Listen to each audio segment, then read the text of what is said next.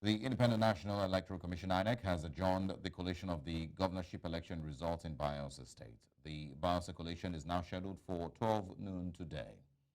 INEC has stated that the decision is a result of certain elections that were not conducted on Saturday but have been held on Sunday. Now, requiring, of course, additional time for officials to gather and compile the results. We, of course, have a few facts from there where Governor Diri has extended his lead in Bayelsa State by 64,106 votes, which was declared, of course, by the Electoral Commission on Sunday. Mr. Diri, of course, is seeking a second term as a candidate of the PDP. Of course, major contestant is the APC candidate, Timi Presiva, who's the former governor of the state. Diri has scored a total of 137,909 votes from the 6 local governments that were declared so far. Of course, the coalition continues today at 12 o'clock. We would see, of course, if the dancing of the people in Bayelsa State, like we saw earlier with our correspondent Bernard Akede, if those dancing will continue dancing. We, of course, are going to be joined this morning in just a few seconds by Andrew Enwenta, who's a political analyst and a former commissioner for information and orientation in Edo State, to speak on, of course, the issues in Bayelsa State. Not necessarily a lot of issues, but at least the slow collation, the contenders, and of course, what we expect from 12 noon today, amongst other things that have happened in Kogi State and in Imo State.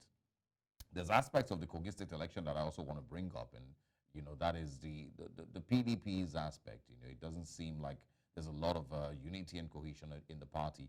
But good morning, Andrew Enwenta. Thanks for joining us. Now, can you help unmute your device? It seems you're still muted. All right. If you can hear us, let's get you straight into the conversation. Bayelsa State, it seemed like it was going to be a very, very tough run. Governor Diri, with his first 4 years, going against Timi Silva, who's a former governor of the state, and of course running, under the APC's umbrella. Is any part of, it shocking, the way that it has turned out so far, even if the results have not been declared by INEC? But, are you seeing anything that you maybe didn't expect to happen in Bayelsa? Okay. As I was about saying, before you complain about the audio, the Bayelsa scenario is quite different from what we had in 2019. Remember, the APC candidate then defeated the PDP candidate, who is still the governor now, with a very wide margin. Whereas PDP got less than 30% of the votes, APC had over 70% of the votes. And the reason is not far-fetched. The APC candidate, just close to the election, INEC had taken his name off. So the question of whether APC had a candidate or not was there. And remember, he's now running against an incumbent.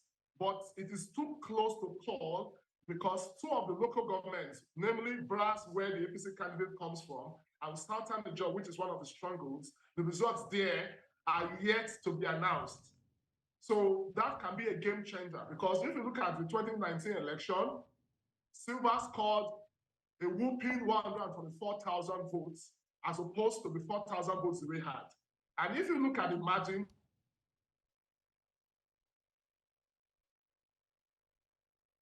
Mr. Enwenta, we seem to be losing. All right, go ahead. Then when you look at the results from Brass, where Silva comes from, he scored 23,000 votes as opposed to the 10,000 votes that we had. So these 2 local governments can actually determine the election either way. So we expect INEC, because INEC had adjourned collation of the results from 6 p.m. yesterday to 12 noon today. So we expect them to do the right thing. We don't expect these election results to be manipulated. Just like in America, when in 2000, Al Gore, quote and unquote, won a particular state. I cannot remember what state was that where they said there was rigging. So you find that this can be the game changer. These two local governments can be the game changer, namely Brass, where the APC candidate comes from, and Southern Niger. Okay, very interesting. And I'm sure that everyone is fingers crossed. This morning waiting for 12 noon where collation continues. the APC supporters and, of course, the PDP really, really anxious to see how this turns out. But away from Bayelsa, let's quickly also get you to speak on Kogi State. Dino Melaye with 46,000 votes. Of course, SDP candidate with just, above 250,000 votes. And the APC candidate, of course, Yahaya Bello's successor, getting the victory with, I think, more than 400,000 votes. Yeah. What are your reactions to that also? Was this what you expected? Yes, I think the results, if you ask me, was expected because I knew that Ajaka of the SDP will pull something very surprising. Most people knew that PDP will come third. I predicted it. A situation where a PDP candidate says, oh, he's not going to come out to vote. He boycotted the election. It was very clear because it was a sign of defeat. And again, you give it to Yahaya Bello. He came all out campaigning for his candidates, that's Usman and Ododo. And for me, I think it's a clear victory in Kogi. Just like in Imo, it was a clear victory where the APC won in the 27 local government. But what I observed was this low voter turnout compared to the general election that we saw a whole lot of people come out, the obedience movement. And I think there's need for electoral reforms. I think this is what the obedient movement should start pushing for. I don't think this present system of electronic voting is something we can go with. You find that in many places the BVAS machine did not work. And I think technology has failed us. In 1993, June 12 election, we had a situation where it was open ballots, the option A4 model, where everybody comes out to vote, they are counted. And I think it is only when we have that kind of situation, votes will count.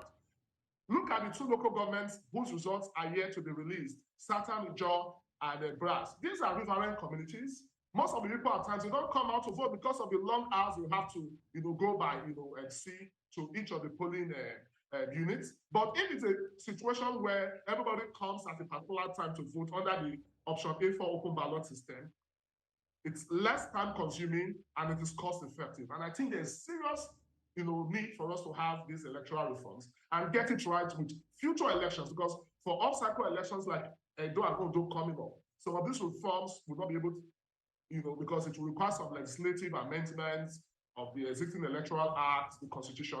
What we have today in our electoral system is a complete shame. It is not where we should be. Look at countries like Kenya and Ghana. They've gone miles away, from Nigeria. Nigeria, we are still struggling with the issue of ballot box snatching. We are still struggling with this issue of result falsification.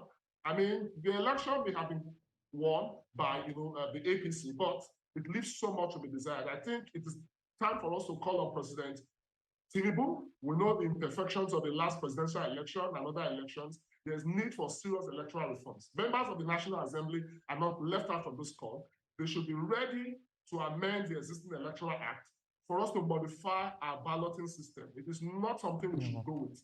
I think voting is a complete fraud. Yeah, if you can help us out in 1 minute, I think there's also the part where the Nigerian factor, where there's, always people looking for ways to bypass, that system would always exist.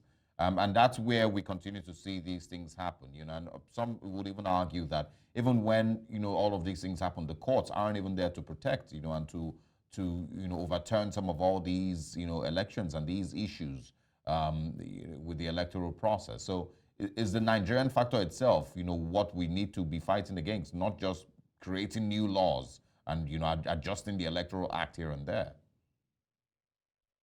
I agree with you, yes. You may say the Nigerian factor, which is not far from the expression human factor, but I think it is not for the court to decide who should be the governor of the state or who should be a legislature. It is the duty of the people.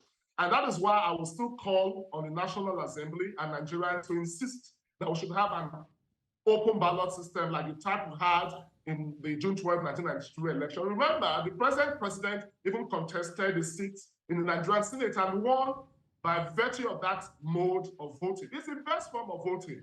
Right. If you have 1,000 persons, you are sure that when they know that if they come out, their votes will count. On election day, you see that those number of persons come out. All right, Mr. Enwenta. 500 is queue behind party A, 200 queue behind party B. And the world sees everything that is happening. Right. This idea of secret ballots where the ballot papers are stolen, where election results are falsified.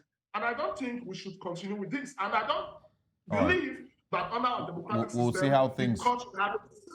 We'll see And how I think things there's turn need for out us to going review our forward. laws, allow the court to have so much powers on the basis of technicality to declare somebody who didn't win an election the winner. All right, Andrea, what up? Of course, we will see how things turn out. Bayelsa, of course, continues at 12.